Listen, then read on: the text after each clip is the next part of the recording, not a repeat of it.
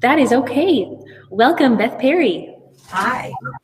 We're so glad you're here. You missed my fantastic attempts at stalling, and I got to share about you and all the many ways you train and are a consultant for ministries and nonprofits. And this course coming up March 9th, and that we're going to learn from you that women mystics and mystics have much more to do than just crystal balls and things of. Definitely. Yeah. So, yeah, this Women's Mystics in the Christian Tradition course, it's something that's really for spiritual seekers, people who think that mystics might have something to offer. It's a 2-week course that even if you've never read about mystics before, it's going to provide access to mystical role models. And to do that in community with other people who have the same goals and interests, they're seekers as well, and really without ever leaving that spiritual foundation in Christ, staying firmly within Christianity. Mm-hmm. Mysticism is something that it means simply union with God, and it is an orientation towards God that you find in all of the world's religions. But we're staying right within Christianity in this course. Yeah, I noticed that in your course description that you shared in our marketing course last week in your elevator pitch that for the course that you implied that some of your past learners bring with them that fear of, am I going to be leaving my Christian roots? And you're very clear on that we're going to stay within our Christian heritage. Yeah. And so we could talk about women in Hinduism or Islam or Buddhism or any of the other religions, but I think it's such a full package of women within Christianity that we don't need to move outside to learn something. Yes, and I noticed you posted on Instagram last week a beautiful stack of books that are part of the meat of your course. Yeah.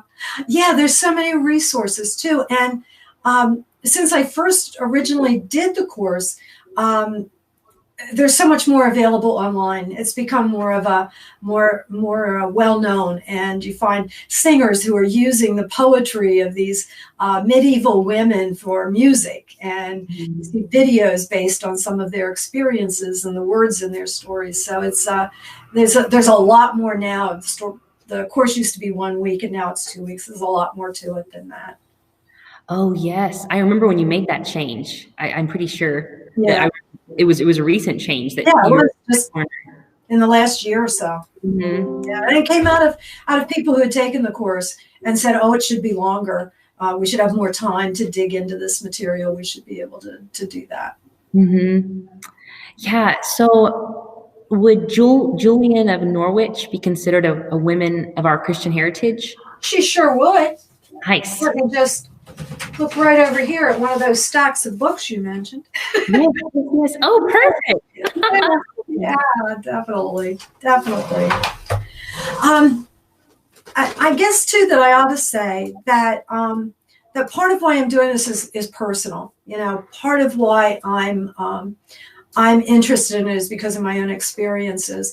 And when I was a very, very young adult, I had this really odd experience that I apologize for the noise. My printer just decided to clean itself right in the middle of this.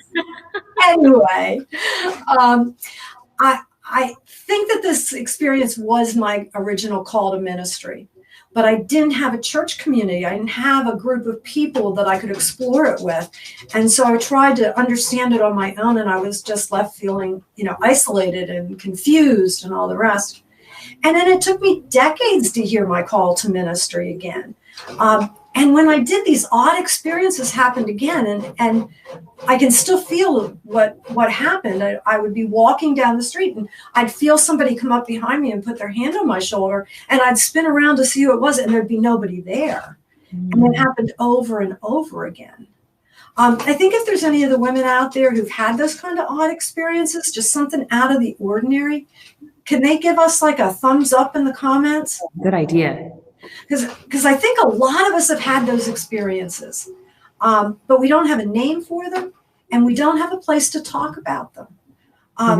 in the course, there's a name, mysticism, and there's a place to talk. And I think to get past some of that isolation can be really comforting. I'm comforted by this cloud of mystics, and particularly mystic women. Mm-hmm. Yes.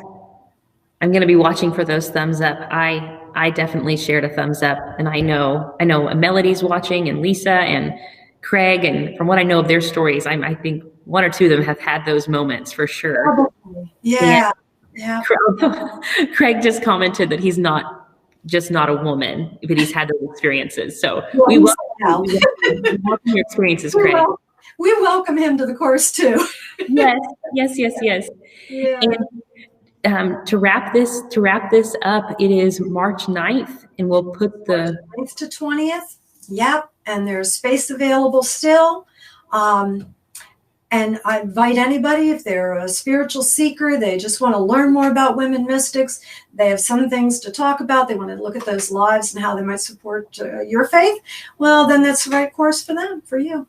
Yeah, and we will put the course link in the comments below. Right. And then we'll also say, if you are an instructor and you too have a great story and a great why behind your course, like Beth Perry does, and you want to share on that, send me a personal message or an email, and we will hop on with you on like this in a future call, because going live on Facebook is not scary. It's very fun.